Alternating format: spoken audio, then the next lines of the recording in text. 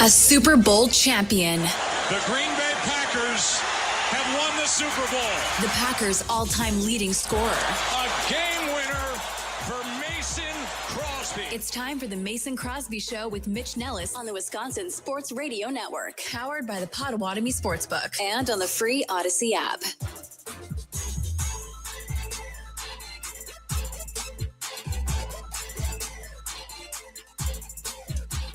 Good afternoon and welcome in. It is high noon here on the Mason Crosby Show. My name is Mitch Nellis, a.k.a. Thunder. His name is Mason Crosby, and it's always dad season for Mason Crosby. What's up, Mace? That's me. I'm just dadding, just doing all the things. I got Nolan's car. I needed the oil change, needed some, got it all washed and gassed up, so he's ready to roll. Is he gone? Is he out the house? He got his license and it's all good? He's going. He will drive himself to soccer practice the first time tonight. Are you really disappointed you don't have to drive him? Taking that one off the plate is going to be nice. Yeah, it is. It is. That's an 8:30. I think he's done at 8:30. So, yeah, home at 9. Kids, it makes the day. It makes the day really long. So, do you have like Life 360 or Greenlight or some of the like that you can track him at all times? Yeah, I don't like government oversight, but parental oversight. I am parental oversight. I am all here for. You know how you feel about don't Nolan? Don't track me with anything except whenever it's my kids. You know how you feel about Nolan? That's how Matt LaFleur feels about Keyshawn Nixon. I love Key. He's been awesome since the day he's been here, and I don't read any of that stuff. So, Waller's gave me a heads up on it, but I just, I'm not going to micromanage what everybody says, and if he feels a certain type of way, it is what it is. But I do think that it's a benefit to the team to have people that you feel are capable to go in there and play, and we'll all be better for that. So, like I said, whether it's that corner, it's the offensive line, really every spot is, you better come to compete each and every day if you want to be out there. Okay. Yeah. Compete. That's Nolan's life too, right?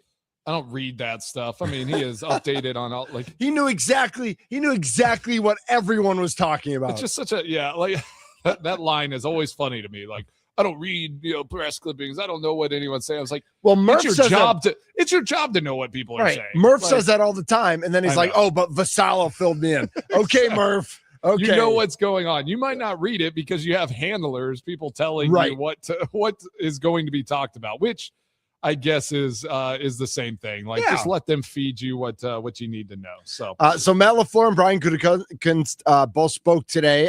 Packers back at it.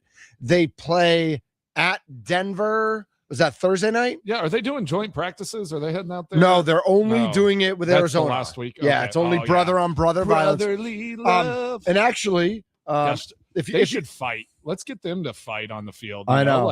I think he has a comment about scuffles and things. He does. In practice. Let's get to joint practices first, and then we'll get to scuffles. All right. To answer your question, yes, I would love to have more than one joint practice.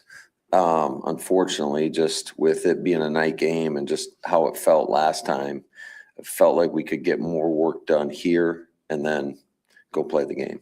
So I get that, Mason, but I also wonder, do you think a little bit of that it's in Denver? Because he was asked, I didn't cut it up, but he was asked, like, is there anything you can do to prepare for the air in Denver? And he said, no, like, we're going in, we're playing the game, we're leaving. We're there for 24 hours. We're not doing it. Do you think that could be a little bit of the decision to not do a joint practice in Denver? You remember that in the World Cup, right? Like, that was a big thing when they went England went and played Mexico City. Yeah. Yeah. So They were like, you either have to be there for a week and like fully acclimate, or you're there as little as possible. To like just kind of deal with it and then get out.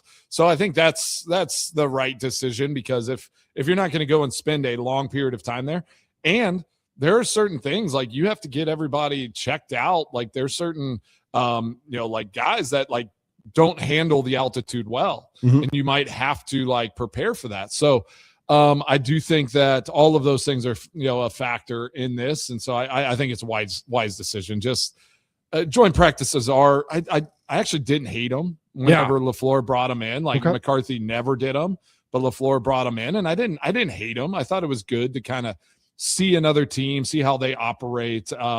Most of the time, you took some things where you're like, man, I wish we did it that way. Like maybe even operational, but I thought like watch after seeing other teams practice and how they did things. I was always like happy to be on the Green Bay Packers. Like there was no team that ever came in. There was never a team that was like, man, they do things. Or was there ever anything like, was there a specific thing they did where it was like, oh, maybe we could incorporate that? I don't want to like, again, the Come Packers, on, narc everybody out. Let's go. I love the Packers, So and they were always loyal. so good to our family and all of those things. But the grades have spoken occasionally, and I do think watching these other teams like travel, like the amount of families and like people they incorporated like for these joint practices on the road, like people like guys had their families there, like their kids came and like like it just felt bigger. Like I feel like if the Packers went on the road, it's just like we're going as a team, we're going to kind of streamline it, just like necessary personnel, and that's about it. But Mason, is part of that, like especially with an AFC team in a joint practice, like that's their chance to do the Lambeau Field tour and all the Lambeau, as opposed to like, listen, if you're going to play the Titans, Nashville's cool, or you're going to play. You're going to Jacksonville, like Jacksonville's whatever, but like you don't necessarily need to bring your family to like, there's nothing that special about Nashville or Jacksonville or a bunch of the other AFC cities where the family's opportunity to see Lambeau is like football royalty. Exactly. And I felt like it would have been like sometimes, like my family didn't come to the road games a lot because like I just felt like it was almost like difficult to coordinate. It's like getting them. It's like, can I get sideline passes? Can I do like, can they be a part of this? So like, families could travel to, if we went on a road joint practice, but I felt like it would have just been too much to kind of figure out like those pieces. I do think other teams that is like a specific thing, like New York Giants, my whole family, I played 3 games there. They came and they were on the sidelines, before the game. They had childcare. They had all these things. So that was Giants. Just maybe don't have enough money. Like maybe it's just a finance thing, or they've made their decision to put it into a ski hill. But I guess as an outsider, I'd say is like some of that the New York Giants decision, but also some of it is like people want to bring their families to New York. Like the Giants provide that because people want to come to New York, and so more families are there again, as opposed to Carolina or Nashville or possibly or other Tampa or wherever it is.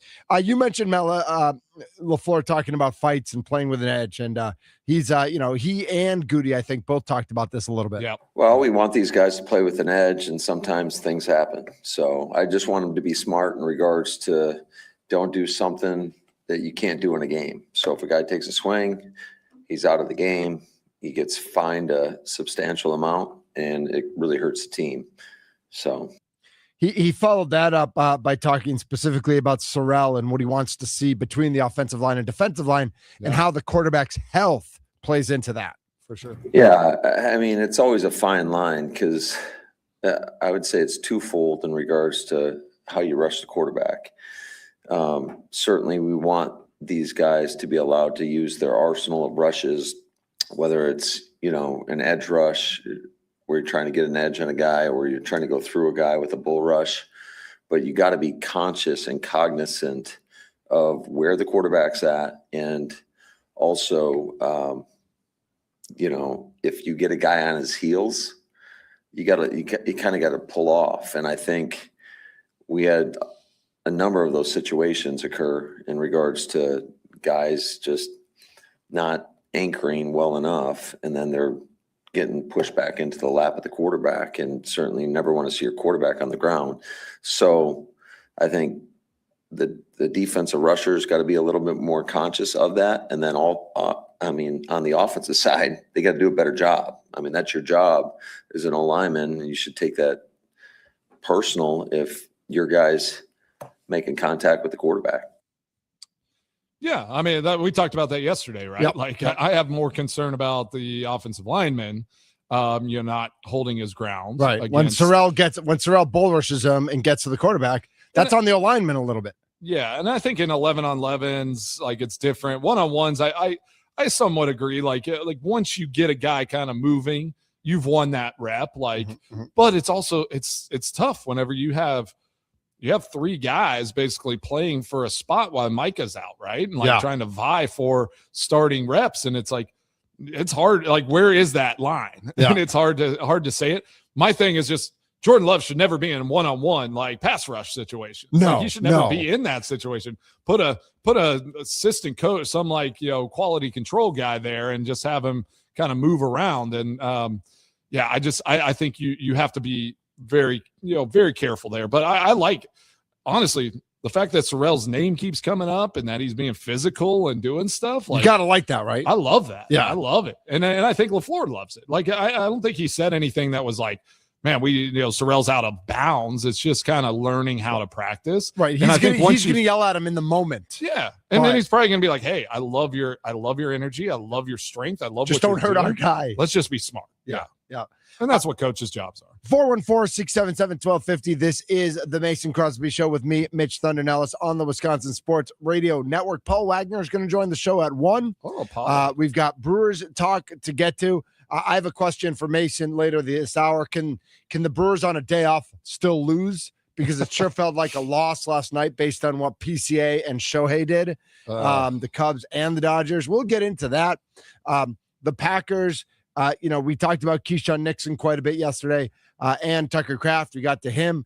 We got a little update from Gutey. Nothing substantial, but at least keeping us all updated on what's going on. It's August 18th. And so, we are getting closer and closer. One of the things they talked a little bit about today in the press conferences, but didn't get too into it is, so they got the game Thursday, and then they got the game a week from Friday. Yep. And then there's like a 2-week gap. And so they play Friday this week. Yeah. I believe. Oh, it's Friday and then Friday? Yeah. Oh, what? Okay. All right. I believe you. This is a long week, Thursday to Friday. This is like one of the toughest, toughest Well, stretches. and then after they play Arizona, it's Friday until it's 2 weeks and 2 days, right? Yeah. Like that's a long time. Yeah. And so I know Matt LaFleur was asked a little bit about, does he want, are the starters going to play? And then he was asked, like, what are they going to do in week 3? And I thought this was interesting as we look at, even looking ahead to that 2-week plus time off. How do you keep guys sharp? You're just going to have to watch to find out. So I think it's pretty fluid. A lot of it's just the circumstances. Who do we have available to go out there and play? Some of it's a little bit of a gut feel, but I've said it many times now. I do think there's a lot of value, whether you're getting ready to play one play or a complete football game, to getting your mind right to go into battle.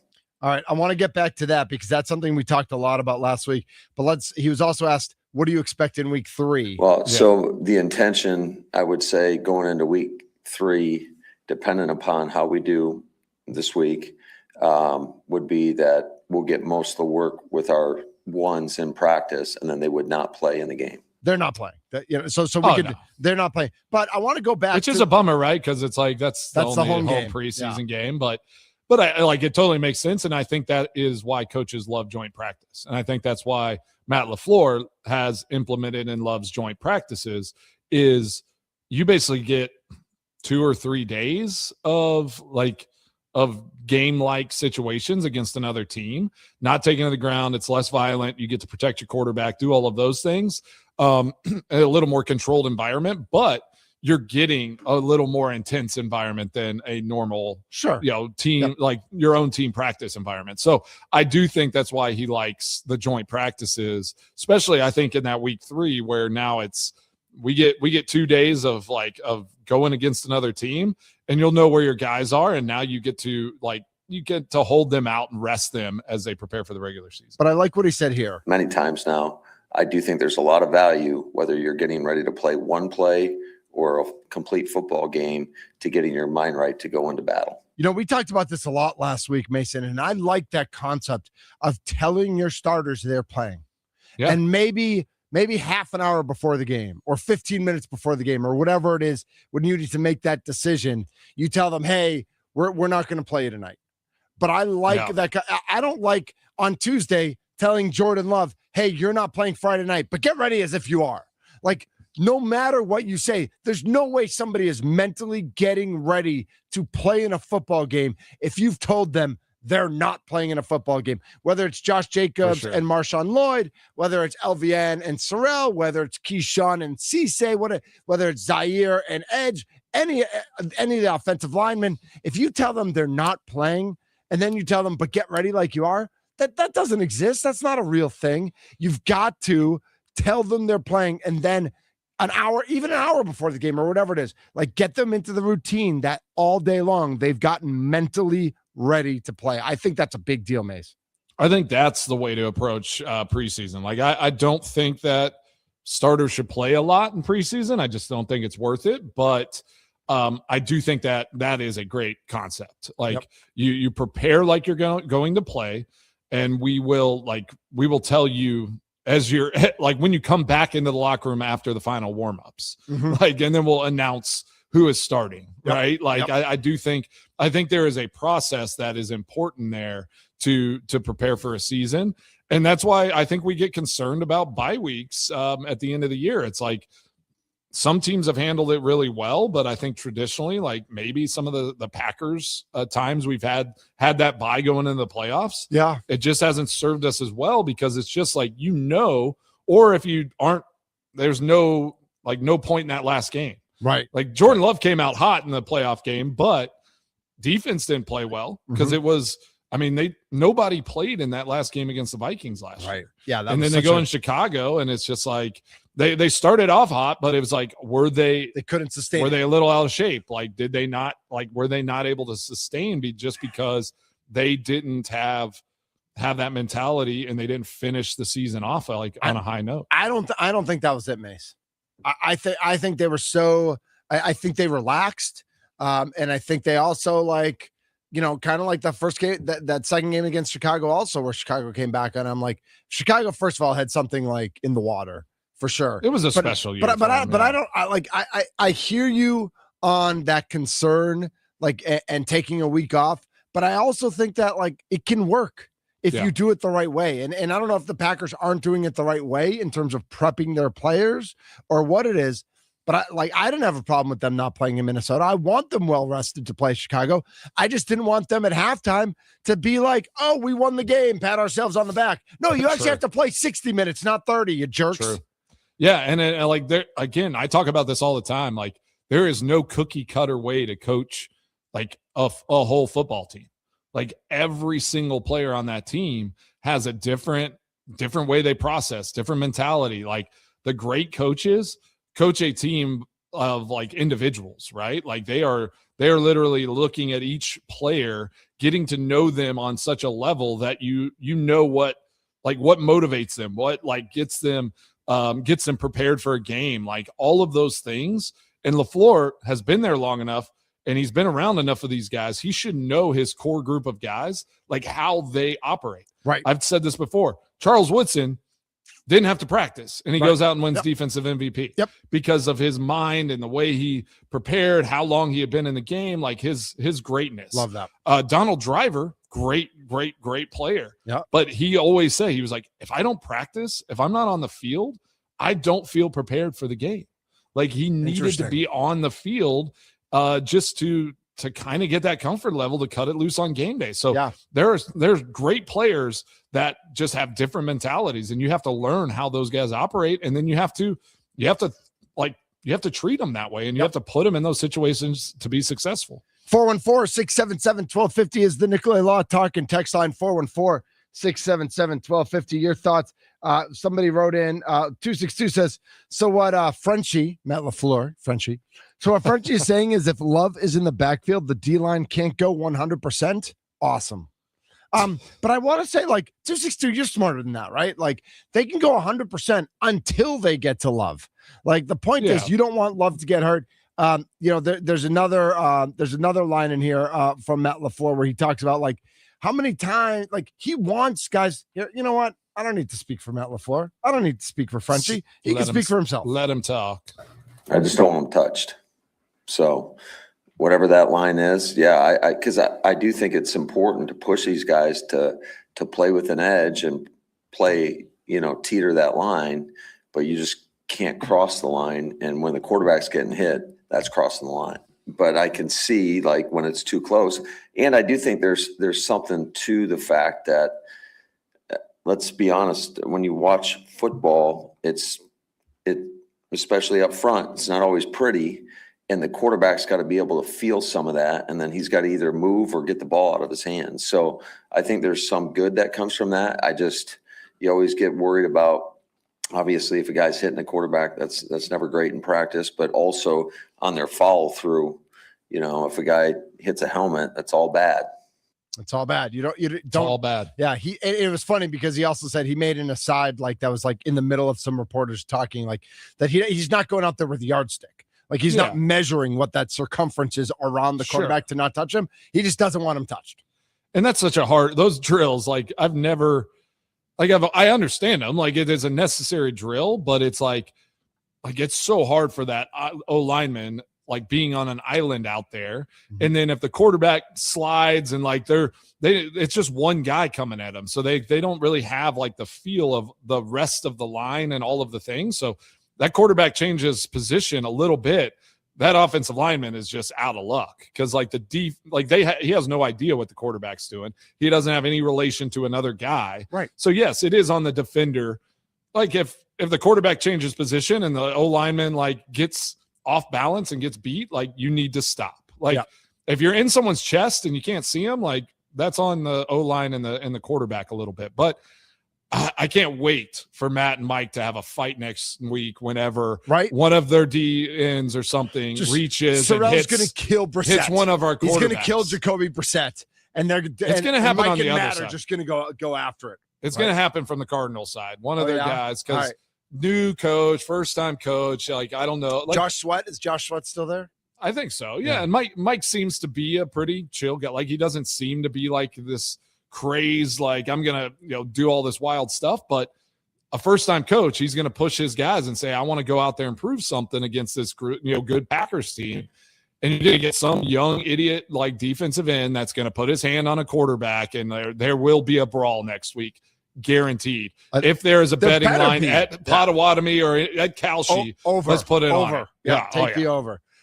Plenty more to get to, especially we haven't heard from Brian Gutekunst yet. He spoke this morning, talked about the cornerback room, gave some really good insight into kind of the timing of that. There's only one cut down now, and there's 3 preseason games instead of 4, and the timing of how the preseason works. I thought that was really interesting. And he also talked about our favorite number 85, the physical specimen who none of us were surprised that he wowed everybody at practice on Sunday because that's what Tucker Kraft is going to do. So he's a baller. Plenty more to get to. The Milwaukee Brewers are still in first place. Everybody relax. I know the Cubs had a walk-off last night. It sucked. We get it. It's all good. PCA won the MVP last night, maybe. We'll talk about it done. Yeah, well, there's plenty of time left. And if Shohei pitches again, that could change it too. So we will get to that in the second hour. A lot of baseball in the second hour, a lot of football here in the first hour of the Mason Crosby Show with me, Mitch Thunder Nellis. Let's go. Let's do it.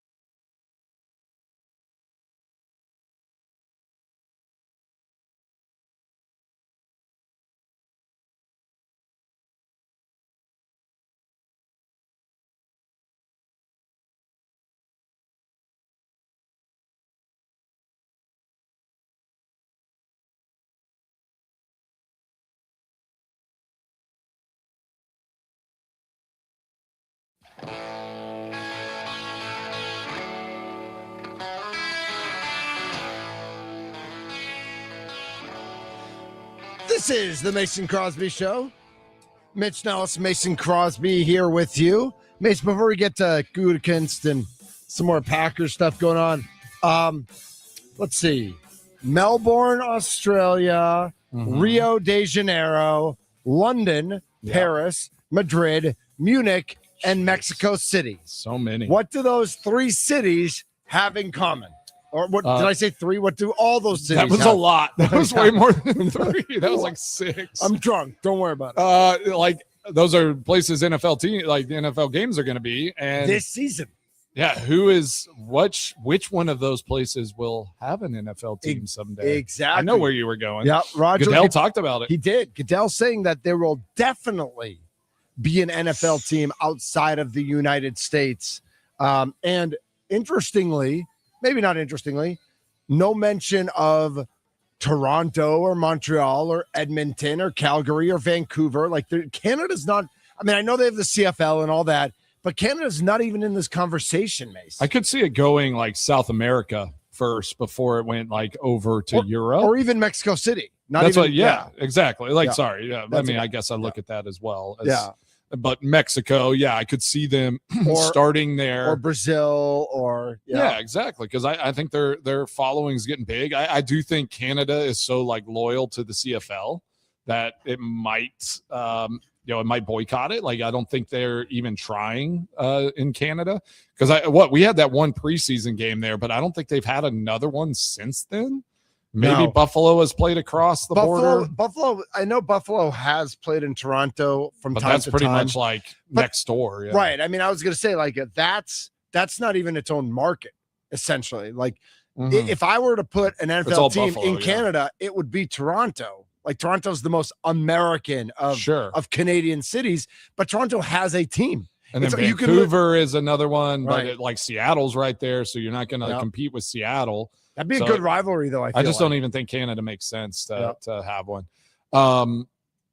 Yeah, I got a question for you, and this is random. I was going to save it for my extra points, but I was thinking about that my kids were like really weirded out by me. Have you ever had a cut on your hand or somewhere and super glued it? Like cracked in your hand? I have not. Okay. I am aware. Again, everything goes back to WWE, of course. If you're watching on the Growth Law video stream, you may have just seen what Mason's talking about. Yep. Like I know in wrestling, they often super glue cuts. Just Golfers to like do it all the time. Right. And that is in, I don't know if football players do that or not typically, but I've heard of that is a thing that people do. I mean, that's what doctors do. So I busted like above my eye playing soccer, like header, hit someone's head. Yeah. Not football. Not football. No. Yeah. I never bled in football. Give me a break. Yeah. No, I mean, I did whenever I actually played, but yeah. So you go to like, I went to the emergency room. We sit there for like 3 hours, take me back. And the guy just like, cleans it out, like holds it and glues it. My dad's like, are you kidding me? Like I have so much glue at the house. This is crazy. Like he was trying to get me, and my mom was just like, no, Jim, like we are going to let the doctors do this. Karen. We swore if that ever happened again, I'm never going, like I'm just gluing it shut. So what you do? I do think they have a glue. It's called like Dermabond. So it's like it's a less toxic, like, a medical grade type glue that the doctors use. But I mean, it's very similar, similar makeup. So yeah, I mean, I'm like on my hand. I cut my hand with the scissors. I was opening something and it was one of those where it hits you and it doesn't bleed right away. And I'm like, oh man, this one's going to be, it's going to be rough. And it was deep and it just started kind of coming out. I treated it. I had a Band-Aid. I'm like, I'm tired of wearing a Band-Aid. I put some super glue on there. And you feel good now. It's been great. Q writes in on the YouTube channel. And again, remember, you're watching. Q knows what I'm talking about. You're watching the Mason Crosby Show on the Growth Law video stream, Instagram, X, Twitter, YouTube. Injured Growth gets it. He says, super glue is the way to go. Urgent care is not worth the risk. You could catch anything at urgent care. Just glue it up, guys. There's just like, I'm not a doctor, but I use super glue on my body. If I have a cut on my thumb and I go into urgent care, you never know whose disease is going to float through the air into my thumb. Exactly. I don't want to catch something else, but yeah. No, I mean, I tape my fingers. I've glued up my hands when I have a crack, like before I go play golf. Like, yeah, that's just normal operating process. I'm probably not putting it anywhere that's a little more sensitive, but all my Right. hands or feet, I'll glue that up. So No problem. 414 says worked at Quad Graphics growing up and would get paper cuts nonstop. My mom and grandpa are both barbers as well.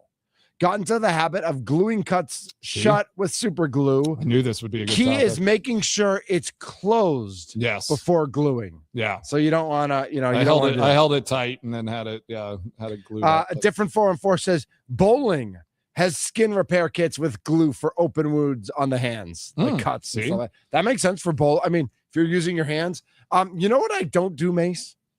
I mean, I hit the little buttons on the board here. Like, Yeah. I have to move. You don't like, But clean I don't them up? really like, I'm not doing anything that I'm going to like damage my hand. Like, you know, as much as I think I'm a tough guy and I use my hands, I did. Hey, You play saw it. softball. You I might play get a soft- little but something. you saw it Sunday. I did change the tire. Oh, you did. I'm the least handy person on earth, but I I really will know. say, like, I really know how to change a tire. you and those Birkenstocks, I like not the safest situation. You know, changing a tire. but and I know what I'm sandals. doing, so I'm Yeah. good. I'm good. Glad you Yeah. crushed it. 414-677-1250. Do you use super glue to close up your cuts? Brian, That was a weird segue, but No, let's talk that- about yeah. Brian Gutey too. Yeah. Let's hear what Gutey had to say. has Gutey ever closed a cut on his hand with super glue? What do you think? What do you think? I don't know. I don't see Gutey doing a lot of, manual labor up there. So Gutey actually went all over the place. Like people He asked was him, all over. people asked him some really good questions. He's got one about the science of kind of releasing and getting guys back Yeah. onto the practice squad. We'll get to that. We'll talk about the cornerback room. Let's start with what he had to say about our favorite number 85. Yeah, Matt. No, him getting back in the team drills really had no effect on anything. But it's good to see him out there. I mean, he's worked his tail off. Congratulations to him. I mean, these are little things that are big things. When you're coming off an injury, like he's coming off, and so I know he was really excited to get out there and join his teammates. As far as the contract goes, it doesn't have any really effect on that. And then no real updates there. No real updates there. So that like Okay. very, we were excited yesterday. We were thinking maybe, I mean, this was a scheduled press conference, so it's not like they called something Sure. to announce anything. But how cool would that have been if he had started the press conference with like, I know something you don't know. Yeah, yes. Get prepared. Yeah, the Packer. That's definitely the Packers way. Yeah. No, like Kraft's, like people, like we'll hear it all over, and then the Packers, like a week later, will be like, "We've signed Tucker Kraft to a new contract." Yep. After it's been announced After 10 days. Right. We just had you. And then the day after or the week after, like, oh, there's no more Gutykins. We have no more access to him. And now, Yeah. And then the contract gets even though it had been signed. And exactly. It's already been signed, and they're waiting to release it. Gutey also weighed in on guys playing with an edge and Keyshawn playing with an edge and what guys, what he's looking for and what's going on with Keyshawn. Yeah, I think it's important. I think you have to. I mean, we had a great practice a couple of days ago. I thought that the edge of our guys was just right where wasn't tipping over, but it was right where it needed to be. So that was really good to see. I think we're getting into that point where guys are getting conditioned well enough where they can play with that edge. Keys always answer the bell. I mean, every time we've given him any opportunity, he's performed. And he's a very competitive dude. So, I think the more guys we can get like that, the better. Yeah. So there you go. Brian, and I don't think Matt there's any both question like that Key doesn't compete. I mean, Right. the guy's competing. He's just a weird dude. Yeah, I don't question his leadership. I just think it's like, he is a veteran guy. He's been on this roster for a long time. I mean, he's been there now for, was this 4 or 5 years? 5 years now. I think. 5 years. Like, yeah, I think there just needs to be like, I guess for me, like, it's like, there's a professionalism, there's a way that you carry yourself. And, Sure. And I think, he realized it whenever he said I'm being punished, because he didn't say anything else after that. And he realized he shouldn't have said that. And And apparently he spoke. And so then he for, just talked about competition and being available and being there and being ready to go. And again, like we said, he will be your day one starter. Yes. Your week one starter. Yes. So like, I think all this is positive and will be non-news once regular season hits off. Guys, I used to fill vending machines and working with all the cardboard boxes. So much just cracked my skin on fingers badly. Yeah. Super glue, man. Super glue's the way to go. Always have that in your back pocket. I'm gonna text Andy Herman and Ryan Wood and Schneidman and all the guys and be like, would somebody ask Matt LaFleur, like, is he ever super? There is no way. Gosh, if that question, next press conference, there is no way Matt LaFleur has ever super glued a cut on his finger. No way. I'm calling it right now. 10-1 odds. Yeah, I'll give somebody there's no way. He is too pretty. And that's not a bad thing. Yeah. Like, I've never super glued my fingers. I'm not pretty. And I'm not pretty. So. That's definitely something that down there, my dad, like growing up like Brandon. Texas and doing stuff, Brandon super glue the hands. Our member of the military who's on the team here, Brandon. Oh, Brandon's definitely. Brandon, have you ever super glued like a cut on your finger? Like, have you ever super glued like when you get a paper cut or a cut on your finger? Yeah.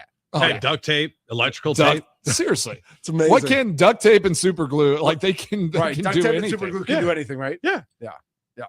All right, thanks. Yeah, you're welcome. That was easy. Seriously. Yeah, we knew that answer. Military guys have and men and women they've super glued everything. Yeah. Gutey was asked about the kicking situation and about Trey Smack. Good performance from one day, right? That's what that is. And he's had a bunch of them during the camp. But that obviously was the most important one, right? That's the one that actually counts for points in a game. And, I think in that environment outside, those are what you want when you're trying to, bring a young kicker along, and did a great job, so hopefully we can get Matt Ochek back here in a week or so and get him working with him as well. But cause all that goes together. But he continues to kind of stay steady and keep working, and that's important. That's good. Yeah. I mean, that's what we saw, and I think he had a good day on Sunday. So, the issue is if we're going to change snappers again, like there's going to be just a minor adjustment. Like at this point, he's working more with Waylon, like in getting that familiarity. The angle of the ball and all that sort of stuff. How he catch it, just like how quickly he, sets it, and like just getting confidence and comfort with your holder is probably, it's more important than the long snapper. It's definitely, you want that rotation, you want the timing and all of that. But if you can get that rapport with your holder as a kicker, and you just trust, like, whatever ball gets thrown back there, he's gonna have relatively same timing, then you can load up and be confident to go into the ball as a young kicker. Did you ever not trust? There were times, like it took some time to trust. Were worried or nervous that because you didn't have the relationship, or there had been missteps in practice or a previous game? 2021 was a tough year, in that operation. So I had worked so hard with J.K. Scott and Hunter Bradley, and they were rookies, came in the same time. I got them dialed in, and it was like J.K. I knew his rhythm, how he was going to set it. Like it was like we got dialed in, and I had my two best seasons. Yep. And then literally in that time between the third preseason game and going into the regular season, that's when they traded for Corey Bajorquez. And bless you. And I don't, this is a little inside, like Brandon McManus was at Denver. Yeah. And he wouldn't let them sign Corey. Really? He said, yeah, because and I think he's gotten better as a holder, but that was like one of his knocks, was like his holding was a little suspect. In 2021, there were a few things. Yeah. I mean, we had some lace issues. Like there was just like, and that, like it's personalities. It's like, it's just getting to know, and that trust, like you literally have to trust that person. Like you trust your family and your wife and like all these people, because they literally have your livelihood in their hands, like whenever you're going to kick that ball, and it's 1.2 seconds and you're sending it. So that was unfortunate. Your money. That's your money. But we sorted through a lot, and finished off that season, in a decent way, at least the regular season, and then had a couple missteps. But 414-677-1250 is the Nicolay Law Talk and Text line. If you want to chime in, we've got a little more Packers sound to get to. Paul Wagner is going to join us at the top of the 1 o'clock hour.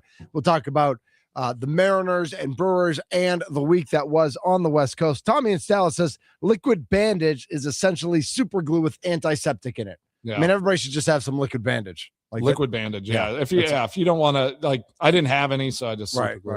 Yeah, that's fair. And Mommy Tommy chiming in and saying hello. We love you, been a Mommy long Tommy. time. Yeah. And not for me. I saw her last week at the fair. Oh, okay. Yeah. Well, we hugged miss your and mama, we Tommy. hugged and everything. So Dave and Cudahy, it was great. Yeah. I love it. Yeah. It was good family reunion for Thunder That and is the nice. Tommies. We will get to plenty more here on the Mason Crosby Show. Let's go. Hi, Mommy Tommy.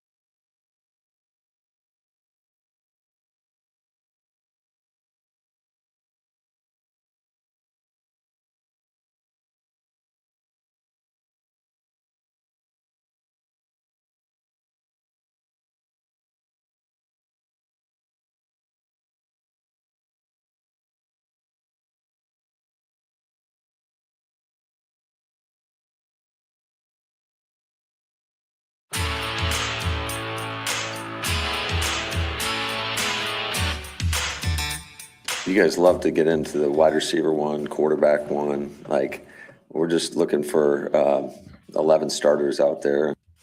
Man, we're just looking for 11 guys out there. I don't care if Keyshawn's 1 or 2. I don't care who the wide receiver 1 is. That you fantasy football freaks. I'm just trying to get 11 guys to play football. Just 11 guys. We're talking about practice. You are still trying to figure out you got to know who your starting offensive line is. Like, You would think. I do think you need to know some of those, some of those number one positions. That'd be nice. That would be nice. I agree. This is the Mason Crosby show. It's Mason and Thunder. Yep. Yeah.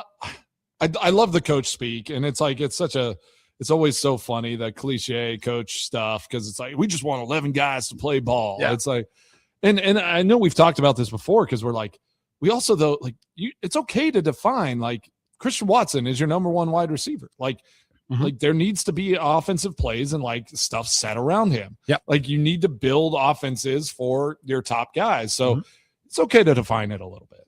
There you go. I like that. And Matt's just gonna Matt. That's okay. Like there's nothing. I think you could say Tucker Kraft is your number one tight end. I think we cannot. We could probably say that. Can Jordan Love is the number one quarterback. Can we say that? Yes. I think we could. Yeah. Matt LaFleur was asked about the rest of the tight ends room, and we don't have time to play it right now, but I'll basically sum up. He seemed to be complimentary. He's like, yeah, a lot of guys got chances to do, Josh, played pretty well. And it's like, but he didn't really say anything. He was like, yeah, guys, we got an opportunity to see what they could do. Yeah. He didn't say, yeah, and they all stunk. But he didn't say they were all good either. He just kind of said, we had an opportunity to see what they could do. I know. It's tough when you don't have another guy other than Tucker Kraft, because it's so hard to build plays like for those guys to make an effect, like make an impact in the game. Like if Tucker Kraft's not on the field, like that those guys are just probably not going to be a viable option, and it limits what you can do. Yeah. Like hopefully they will get the chip and make the block they need to. Yeah, if there's a short pass, they'll catch it and get there, but they're not making plays. Yeah, exactly. Which is unfortunate, but true. Someone who makes plays every day, Paul Wagner, is going to join us next, whether he's in the field or hunting or teaching kids how to pitch. Yeah. Paul Wagner is going to join us next here on the Mason Crosby Show. We're going to talk about the Brewers week out west and coming home to face the Mariners and the Braves. Let's do it. He's next on the Mason Crosby Show.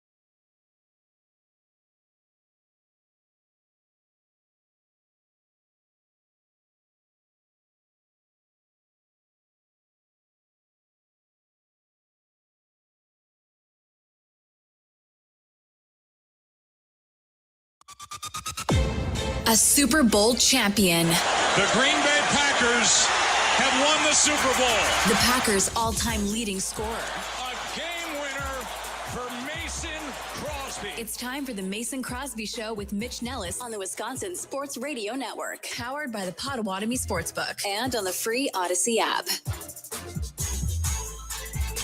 What it is, what it do. Welcome into hour number 2 of the Mason Crosby Show. High noon in Calgary. Yeah, it is. Is Calgary where you played that game? We played in Saskatoon? Winnipeg. Yeah. I think The it's Blue also- Bombers. What time is it in Winnipeg? Let's see. I don't 102. think- Oh, it's 102. It's the same time there. It's, Yeah, 'cause it's Yeah. pretty much straight. Yeah, north. it's right of over the- Minnesota, I think. Yeah, right? exactly. Yeah. Okay. All right. It was not a far flight. No. Paul Wagner we are efforting Paul Wagner. We will have him join us momentarily, but we're going to turn some of our attention to our Milwaukee Brewers.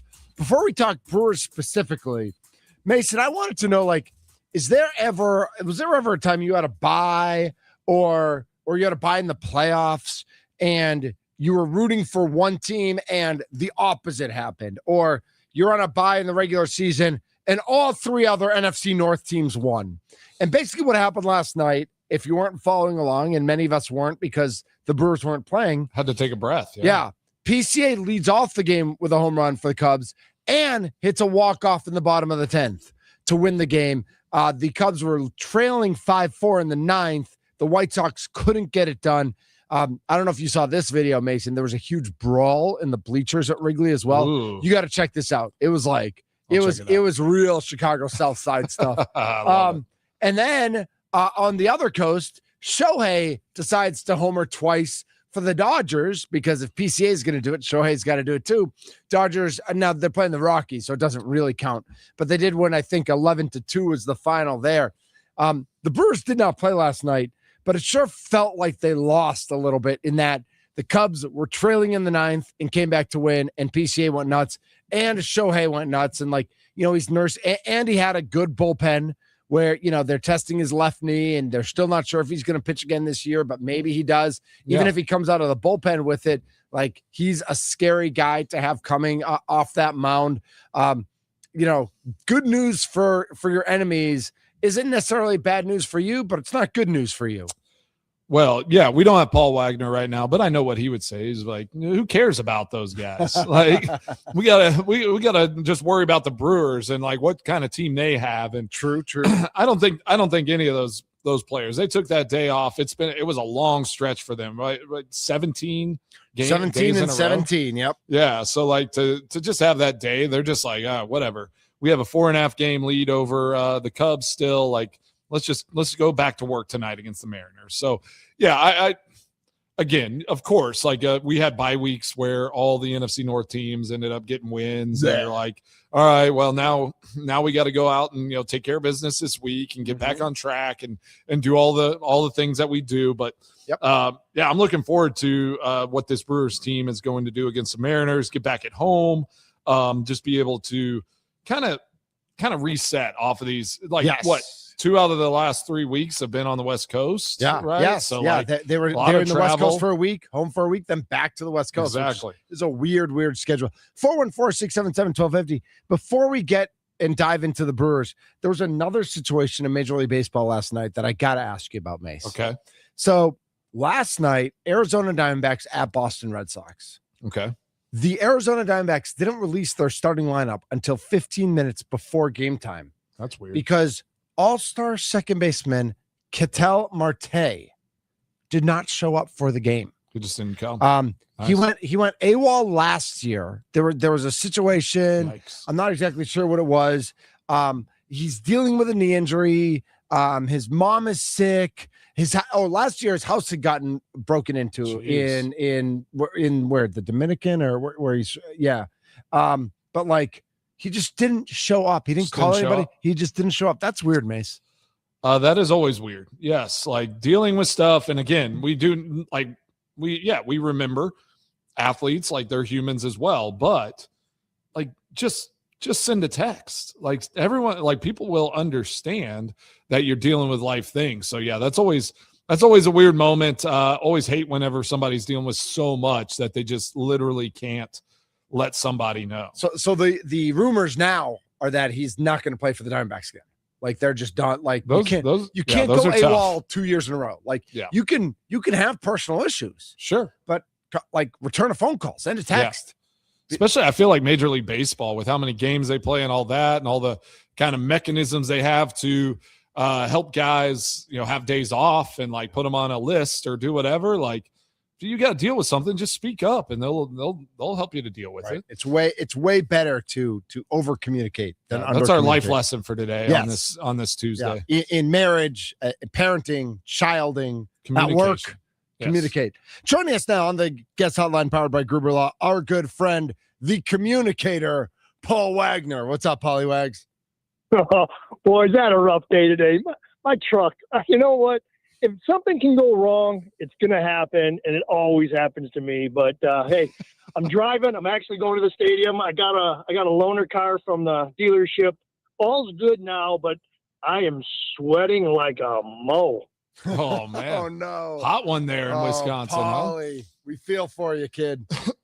Yeah, Paul. So, like, what happened? The truck just broke down? Like, what's going on over there? No, so we got back in from Chicago, and all of a sudden my engine light's on. No big deal. Doesn't really bother me. I ain't afraid to drive with that on. But all of a sudden, like, the left wheel is like it's almost like power steering went out or something. And I'm like, thank you. This ain't thank good. you. This ain't good. So I just dropped it off, told Danny, I go, hey, you got to take care of this. Give me a truck. And he gave me a truck, and now I'm back on the road. Okay. Hey, it's good to be somebody, Paul. That's right. It's good to be finding solutions. Yeah, exactly. Like making lemonade. Think about car. And I want to I love this thought is think about before power steering. Like it goes out like a little bit. Like you just have like a weird moment. It's like, imagine like having to drive a vehicle without power steering and what that used to be like. It's crazy. But no, they give me the car, not because I got it going good. It's because the whole family, I buy my daughter's cars there. The guy has all my money. He's got all your money. I love that. Give me a loaner. Paul, as Mason's son got his license yesterday. My daughter got her license last month. There's some real life lessons that can be learned here. Like if your car, don't mess around with a car. No. Like if something's going wrong, like get help. Yes. I made sure because you know what? I have problems putting gas. I don't even know where the dipstick is for oil. I have this.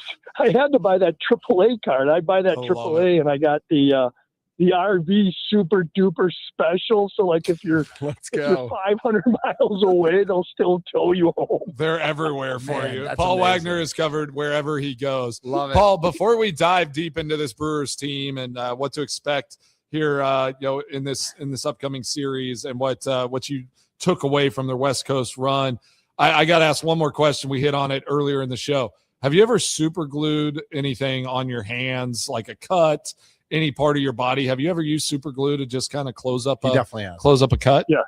Yes. Oh yeah. Yes. Yeah. You were a pitcher. I figured you gotta just throw something on there, like get through a game. Like you can't have it bleeding out there. No, especially like on a fingernail or something. See? And you know, in between innings, you're like biting it. You know, like when you like bite like. Oh, you pull your that thing fingernail. like there's that piece of skin. Yeah. Oh, Guys, yeah. why we gotta even talk about that? You guys are the best. I love this. And then it bleeds forever. It does. Yeah. Throw some glue on there, deal with it, and then we'll deal with it later, right? You'll treat it later and you'll get all taken care of. All right. You're my guy, Paul. All right. Well, let's start with what transpired there against the Dodgers. We talked about it a lot yesterday, with great games over the weekend. Obviously, great pitching by Miz, getting out of a couple little jams. He had those 2 strikeouts against Ohtani and Freeman whenever he had bases loaded. And then Henderson, another great outing. Just talk about this Brewers team and what that means going out to LA and beating the Dodgers 3 out of 4 games there. It's still, like we've talked about, it's still regular season, but I don't know necessarily, last year was a different story, but Mizorowski is a different breed. I think now that the Dodgers see him, Dave Roberts, who I played with, see it exactly close up that, wait, this Milwaukee Brewer team is a team to reckon with. And if their pitching is as dominating as it was this weekend, we got a hell of a fight in front of us. Yeah. Hell of a fight. Yeah, it looks like it's like, okay, so you're going to get 2 wins whenever you have Miz and Henderson pitching, right? Like it just kind of feels that way. And so now it's just like who, like, how does it match up? And like, how are you going to match those things up? And, can you win a game winning, 2-1 or 1-0? Like, I feel like a Dodgers Brewers matchup in the playoffs, those first couple games are going to just be like who can find a lucky at bat and try to steal one off of these pitchers. I think that's exactly what you have to do. And we've said that super pitchers make one mistake. Regular pitchers make multiple mistakes. Logan Henderson, don't get me wrong, pitched great. Logan Henderson is susceptible to a mistake. I mean, we look at just pull up Baseball Savant. He throws 91 to 93, relies a little bit more on his fastball than he did in the past, but I think the breakdown is 45% fastballs, 33 to 35% changeups. So a fastball changeup, something like that could be left up. He can pitch, but he knows how to pitch. He's doing his job. Mizorowski is the one that gets everybody because it's just incredible. You can't hit 104 or 105 unless you guess. So you're right. Now they know who we are and what we do, and we just got to take advantage. We got to make sure that if Skubal or Glasnow or Blake Snell or whoever comes out during the playoffs, when they make their mistake, we capitalize on it. We got Paul Wagner joining the Mason Crosby show, driving around a loaner truck as he's been, dealing with car issues. Appreciate you jumping on. But I do want to ask, and we talked about this yesterday. And so from your perspective, the batting, like Dodgers have not been great. Like Ohtani is great, but he's not maybe Ohtani of last year. Like, Mookie Betts having a tough, year at the plate. Some of their do you see though, like, can they turn it around in the playoffs? Like regular season baseball versus playoff baseball, should we still be very fearful of this Dodgers team? Just kind of seeing some of their deficiencies at times in the regular season. I think you have to respect them. I'm not going to say we fear them. I don't fear them. I don't think anybody on the 26-man roster from the Milwaukee Brewers fears the Dodgers. They respect them. But I think they truly believe now, and so do I. Whatever's going on, Freddie Freeman's a little bit older. You just go down the whole line. Yep. I think this Milwaukee Brewer team, like I said before, it's a World Series team. I think we get by the Dodgers this year, and I think it's crazy things. What happens in the World Series, I don't know. That's up in the air, but I like my chances this year against the Dodgers compared to last year. Paul Wagner joining us here on the Mason Crosby Show. Paul, we talked a little bit about, Mason was asking about the pitching and how good it's been. What makes Logan Henderson so effective? Because he's not throwing 99, 100 miles an hour. And he, I mean, if you look at what he's done, he's pitched 17 games in Major League Baseball, which is, for a starter, a full season would be 34 starts. So he's pitched half a season. He's 10-2 with a 2.44 ERA. 108 strikeouts, 20 walks, better than 5-to-1 ratio. He's had no, like Kyle Harrison, we've seen a couple blowouts. Logan Henderson has had no bad starts. How does that happen? I think with the Milwaukee Brewers, and I don't know for sure. I don't know what. I'm writing it down in Sharpie. Paul, I'm writing it down in Sharpie right now.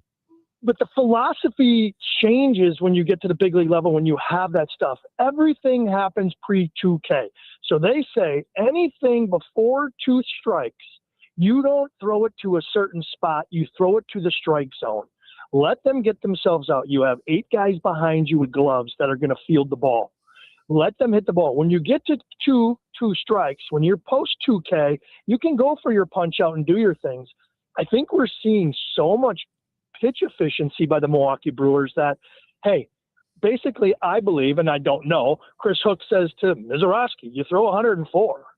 I tell you what, until you get to 2 strikes, then you can do whatever you want. And I know that's just per se because he does lead people off with breaking balls that are taken. But if you get ahead, you will win ball games. And I think the whole philosophy of the pre-2K has been going on for a long time now. I mean, batting average against the Milwaukee Brewers has got to be like around 240. It's got to be one of the tops in the league, at least the top 5 to 6 in the league. And that's a philosophy that wins ball games.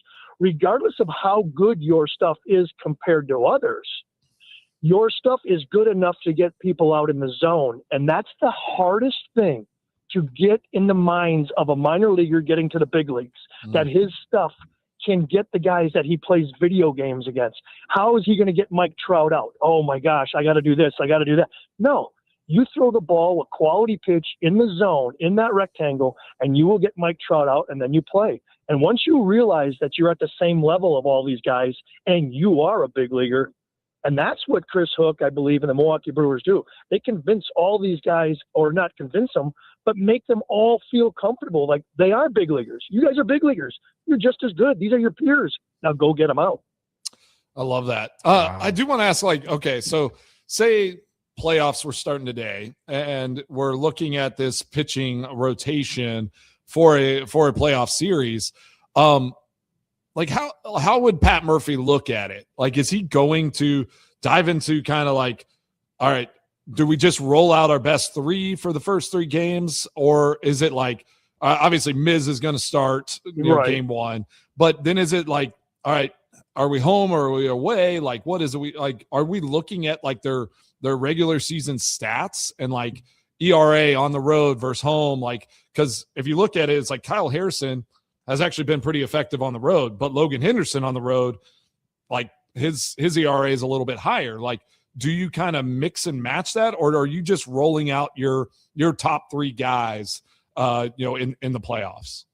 Well, number 1 is number 1. That's just to roll him out. Yeah, I mean, Miz is going. Yes. Yeah, you roll him out. That's but not then, a question.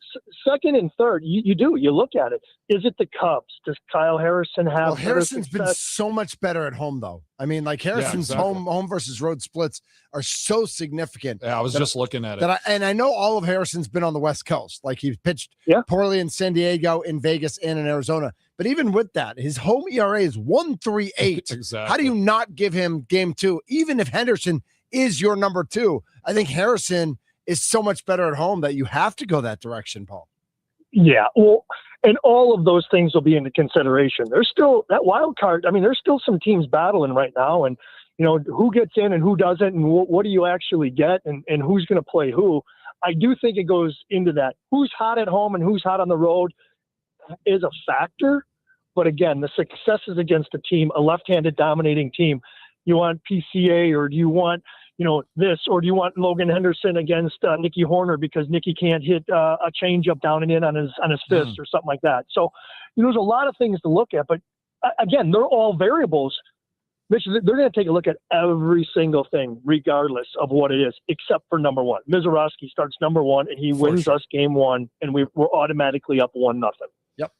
Do you see that occasionally, Paul? Like, do you think there's overthinking in that, or like it's like kind of overanalyzing that, where it's just like, all right, we're just gonna roll our guys, like what we've rolled with most of the season. It's Miz, it's Henderson, it's Harrison, and then it's Dusty May or whatever, like wherever you're at after that. Or like, do you think sometimes like they overthink it? We talked about the Cubs series last year, right? Where they went to a bullpen game and it almost felt like on the road there against the Cubs, like there might have been a little overthinking, but it ends up working out.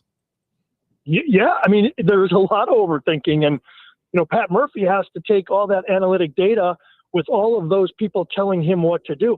I remember a couple of years back when we lost that game, Freddie Peralta, the Pete Alonso game. I think Freddie Peralta was pitching really well. We took Freddie Peralta out because Sterling Marte. Remember that opening series the Brewers played against the New York Mets? Freddie Peralta gave up a home run. I think it was to Sterling Marte. Well, in this situation in the playoffs, the analytic guys, I believe, told those who make calls that Freddie Peralta can't face this guy. Even though he can get Tyrone, everybody else out, he couldn't get him out. We took him out. We end up losing the game. I just think analytics is important, but Pat Murphy is going to go with his gut. And he's going to go with what he feels. And that's what got him to where he is. That's what's got him who he is. And that's what he does. And you can have those 10, 12 guys, those 8 guys behind you with computers and laptops and telling you this and that. but you've got to use the gut. And I think Pat Murphy does it the best. I love it. Yeah, I agree with you. I think Murph is one of the top guys, one of the top managers of just like understanding his team and like how these guys operate. I mean, how he talks about his players is just, he knows them, he knows them so well. Like that relationship runs deep, and that stuff, like you played sports for a long time. Like that is what sports are about. Like the analytics helps you, but you have to know yourself and you have to know who you're playing with and who you're managing, or none of those analytics even make sense if you put somebody in a bad situation. 100%. A good manager knows his team. He knows his players. He doesn't just fill out a lineup card. He knows if he needs to pat him on the back or kick him in the ass. He knows each and every individual, which way to deal with them. And you deal with that in football. Every single head coach you've had knows how to deal with people. Hey, is he a softie, or do I pat him or do I kick him? There's always things that good managers and good leadership know. You know your people and you know what makes them go, because if they feel confident and they feel comfortable, hell, and the mind is 95% of this game. For sure. No doubt. So it is August. It is August 18th. And Bryce Terang just sat out the LA Dodgers series. By all accounts, it sounds like he's playing tonight, and the Mariners are starting 3 righties. So we'll see if he plays all 3 games or if he plays 2 out of 3. How careful are you with guys in mid to late August? Uribe's hurt and he could come back in early September. Romero, who we haven't seen yet from the Cardinals, he's going to be cleared, ready to go in late August. Cooper Pratt, it's his 22nd birthday. He's on a rehab assignment. Sal Frelick's on a rehab assignment. How do you manage, guys who are playing well versus like guys you just picked up, like this Ornelas guy and some of the other players, and getting Bryce Terang back acclimated so that you really are maximizing his time both in the regular season and getting him ready for the postseason? That's a great question that so many ask, and that's why Pat Murphy's a 2-time National League Manager of the Year, or Manager of the Year, because he knows how to do that. And you know what? Again, like it goes back to what I said. You got to know, could Bryce Terang possibly have played maybe yesterday, 2 days ago, Saturday? Maybe. But you know what? That's not in the cards right now. We're playing to win the division, obviously, but we are playing for September, October. We're playing for a World Series. He's got to make sure that every single valuable, movable piece is at the tip-top condition that he wants them in, because I want them to play like it's, I don't know, May or June, like season. We just got out of spring training. We're on a roll. I want them all rejuvenated. I want them all healthy. I want them all rested, and I want them all to play the best they can play. I love it. Yep. We got a good series coming up against the Mariners here. Mariners hoping fighting for their playoff lives, man. Yeah, they're fighting. And then we go against the Braves. Like, is there a team other than the Dodgers? I mean, are the Braves or Mason? Phillies? Are you scared? Are you scared? I'm not scared. I just I've said this all along. Like, Braves have something that I'm cautiously like guarded against. Like, all right, like we look at the Dodgers so much, and we're looking at, obviously we follow the Brewers and we're always looking out for the Cubs, but I feel like the Braves are like, they made some good moves at the trade deadline. They look like a really solid team. Is this Brave series one that we need to be looking at, and like kind of another really good measuring stick for this Brewers team going into playoff time? I do wish we would have made a different move or more moves come that past trade deadline, but there's no team. I know this isn't so. It's the first time in many, many years I've been talking about the Brewers. This team, there's nobody that really scares me. I don't fear anybody. If we play our baseball and we play the right way, there's no doubt in my mind the Milwaukee Brewers win the World Series. I'm dead honest, seriously with you. Nobody scares me. I don't fear anybody. I think if we do what we can do, granted, we can maybe hit an injury. Maybe something can go wrong. Maybe we're going to have a bad game. Maybe we have 2 bad games. Things like that can happen. But if you go straight across the board right now, there's really not a team in baseball that, I really don't want to play them. Not at all. I love it. Yeah. You got anything else, Mitch? No, I'm ready. I'm ready for this. I like that confidence. I'm excited about it. And, again, as the Brewers come up, I guess the only other question is this Sunday, the Brewers are playing the Braves at the Little League Classic in Williamsport. Oh, that's right. I forgot. Yep. Yeah. And I know we watch the Field of Dreams game every year. Is there as a player, you love routine. We've been told baseball players more than anybody else love their routine, love to know, they know where they're waking up. They know what they're doing. They know which shoe they're putting on first and how they're tying their shoes. And then what piece of cantaloupe they're eating and what grain of cereal they're eating and all sorts of things. How does a game like this kind of mess with that routine? And how do you turn that into a positive, that it's a fun experience for everybody? And that's exactly what Pat Murphy and that coaching staff has to do. This is a great game for the fans. This is for entertainment.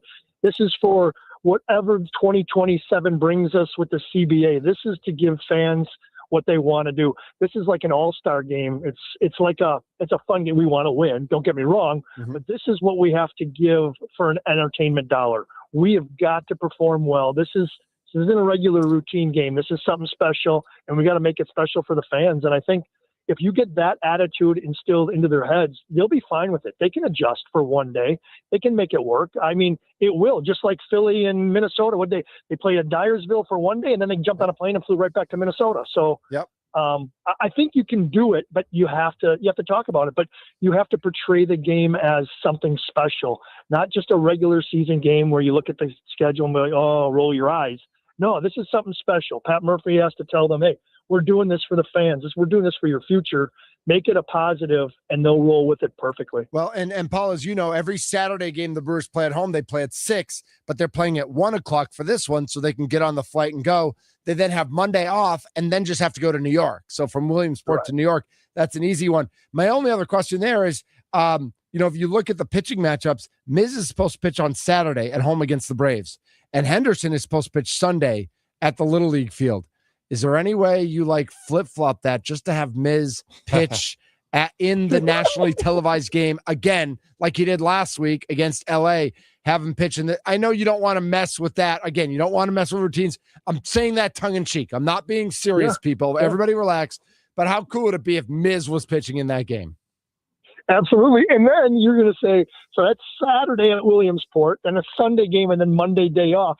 You could really reset your rotation if you really wanted to with the days off. I believe they are. I believe they are planning on resetting because they've been pitching 6 and they're about to go back down to 5 after this weekend. So no, it'd be awesome. It would be awesome. And I say that as an ex-player, as a fan, as just a baseball fan, not necessarily a Brewer fan, but to see this guy throw 105 miles an hour is just incredible. I think everybody, it's just crazy, and I think everybody should get the opportunity. So if it would work, it would be great to have national television, the Williamsport game, however you want to word it, have it done that way, because it would be pretty sweet. But it's also a chance for Logan Henderson to show off, and he's been no slouch either. So, right, exactly right. All right, Paul. Good luck with your truck, bro. Yeah, I got a call. He said, I was talking to you. I apologize. I went to my text message. Everything was taken care of. I guess it's all under warranty. All I got to pay is $100 deductible. So I'm happy. Perfect. Perfect. I love when that works out. I know, so am I. That's great. Well, Paulie, we will talk to you next week, my friend. Awesome, boys. Have a good one. All right, later. Paul Wagner joining us on the guest hotline powered by Gruber Law. One call. That's all. I mean, you're right, Mace. You talk to Paul and it's just an injection of positivity. Seriously. He just fires you up and it's all positive. And it's I don't care who we play. I don't care who won last night. I don't care if PCA and Shohei both hit 2 home runs last night. Who cares? Exactly. I'm not just about anybody. This Brewers team and the full faith in Murph to put the right types of guys out there to go and win these games. And I think we just need to enjoy this ride. Because it could be a really fun October for this ball club. I cannot wait. Plenty more to get to still on the Mason Crosby Show in the world of sports. A little more Brewers talk and some just general sports knowledge for you and me. Some college football. Yeah, maybe. I mean, the top 25's out. No Badgers. Gosh, shocking. Shocked. He's Mason Crosby. I'm Mitch Nellis, a.k.a. Thunder. We are the Mason Crosby Show. No Badgers.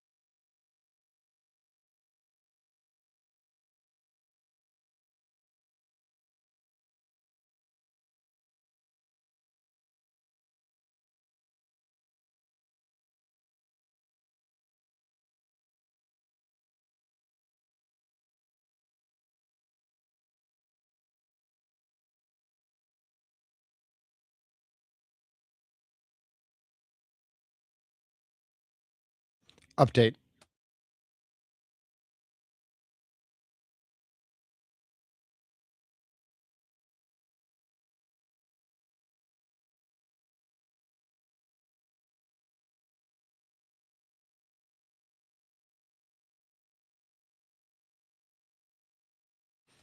Boring.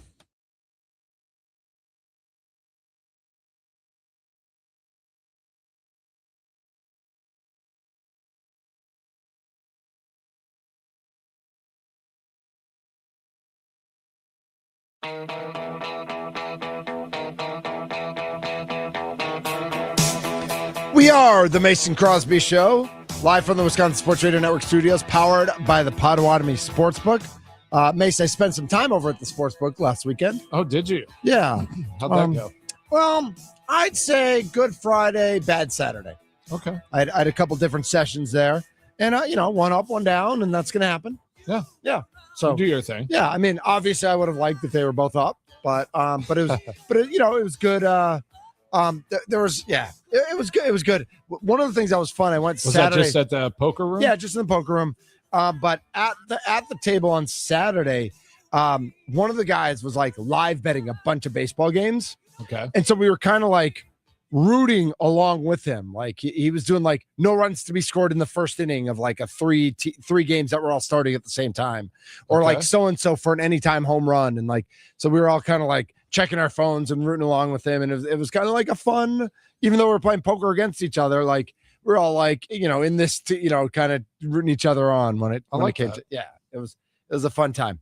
This is the Mason Crosby Show. The top 25 are out in the world of college football.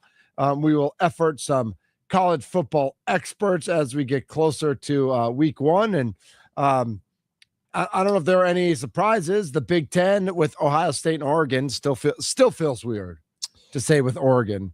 It does. It looks like, anyone in the top 25, I don't think Wisconsin's playing any of those Big Ten teams, are they? Well, they're not playing Ohio State. Penn State's not in the top 25. Nope. Iowa, I guess they'll play Iowa. Iowa's 22nd, but Iowa doesn't really scare anybody. No, that's like they kind of placed them in there. Yeah.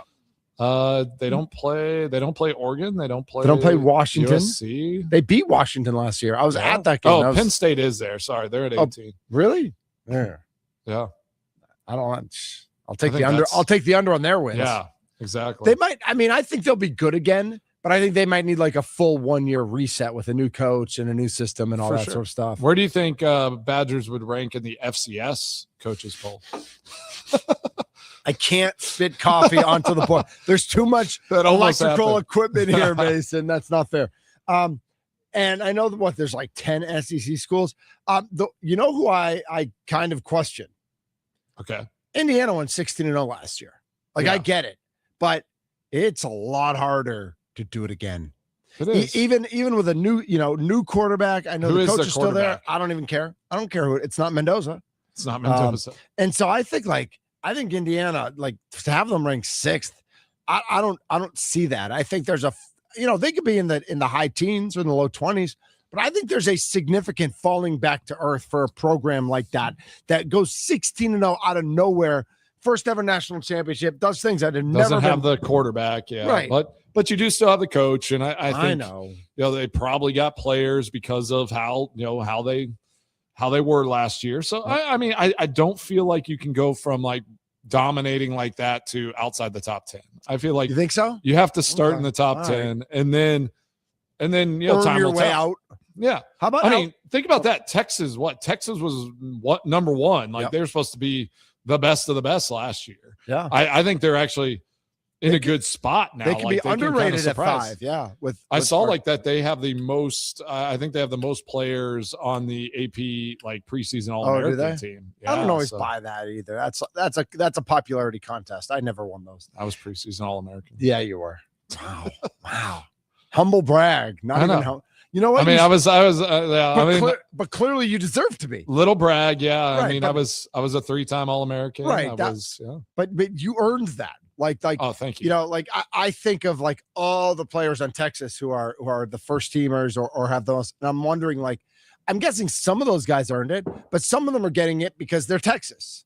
Do you think Texas is like the most talented underachieving team in the country? Underachieving, yeah, because I think of like Alabama, you can't put there because Alabama wins sometimes. Now I will say to you, Alabama at 13, like you said, you like Texas at 5. I kind of like Alabama at 13 because you know that's where you sneak up on people. Put some money on that one. If Alabama can Alabama really sneak up on people even if they're 13th? That's true. They're not sneaking up on anybody. Right. They're still Alabama. I don't know. You know, Texas Tech is one step ahead of them at 12. I know you always keep your eye on Texas Tech. I'm just some surprised Colorado's not in this thing. You know what? I don't understand why they're going to sneak up on everybody this year. They're just sneaking around. I don't understand, Mason, why they don't just play a best out of 13 Colorado versus Wisconsin. Oh, let's just play each other every week. That'd be great. Wouldn't it? Let's get that going. Like we need to get that game back on, that needs to be on a schedule. I think they played in like 2 bowl games against each other, like right after I was done playing. And they played, I remember, Alamo Bowl. Cordell Stewart and Michael Westbrook played when Colorado came to Madison and absolutely boat raced them. Yeah. And then there were that was a good team. Games. Those are good Colorado teams. Those are very good Colorado teams. Absolutely. So yeah, I think, nothing too shocking in the top 25. Do we like seeing SMU like back in consideration now in the NIL era? It's such a Texas question. I know. Like I don't know. That is an interesting question. Like think about SMU got the death penalty, right? Yes. Yeah. For illegal recruiting and money. Like was that outside of like Texas and like was that like big like everywhere? Like everybody kind of shocked and like taken aback and like, but how quickly did everyone stop caring? Because growing up in Texas, it was always don't be like SMU. Like make sure you don't, you're above board and you don't get caught doing what SMU did, right? Yeah. It's interesting. You look at the you've got Texas, you got Texas A&M, Texas Tech, and then SMU and Houston. Oklahoma's kind of a suburb of Texas. I dislike A&M so much. Do you? Oh, I dislike A&M. Yeah. Is that like Wisconsin, Iowa? Like, probably. Is it like probably like, I think we dislike Iowa more than Minnesota. Like Minnesota, we dislike, but Minnesota's been like bad. Yeah. Like Iowa's the team that is vexed. Iowa and then Illinois when Bielema's there. Okay. Because we get, because of that whole Wisconsin Madison divorce and all that sort of stuff. I just A&M. It's the fan. It's like touchdown. Johnny Manziel, your favorite quarterback ever. You love that guy? I love Johnny. I love Johnny. He was the best. He was such a good pro. He was such a good pro. Was he a Cleveland Brown? Wasn't he the Browns? Yeah, let's talk about that. Like how about that? They're just quarterback killers. They're just like good. Like Myles Garrett has to be the happiest person. Oh my gosh! Like obviously superstar in Cleveland. Like he'll still always like be a great Cleveland Brown, and he'll always be appreciated. But like to get out of there and to be able to go to LA, you just went into the Wisconsin Athletic Hall of Fame with Joe Thomas, who didn't need to retire. Like he still had 2 or 3 more years. It's like I don't know if I can do it here anymore. Right. Like he was super loyal and he was great. But he's like, I don't need to go. But he's a legend there, and they like he does everything in the world still with Cleveland. Like absolutely. I don't think it's like a horrible organization in a sense to be a part of and like play for. I do think they appreciate their great players, but they just destroy. They destroy like any quarterback. Yeah. Like it's wild if you look at that. Like how in the world can they be that bad at bringing in quarterbacks and having them have a little success, just even a little success. Right. I know you really like Baker Mayfield. Yeah. And I think Baker Mayfield's good.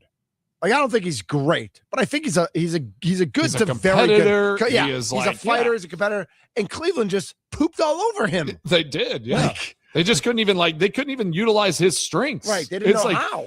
Like, how do you just not even utilize the strengths of a player at a crucial position like that? All right, now you're making me nervous that like the Bucs are really doomed.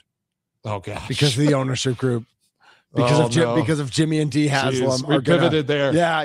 But we've avoided a lot of Bucs talk because I think we're just like nervous for this season to start for this Bucs team. Yeah. I got to pick my 10-pack soon. Okay. So, well, maybe which games are exciting? Well, let's do it on the air. Not today, but at some point this week.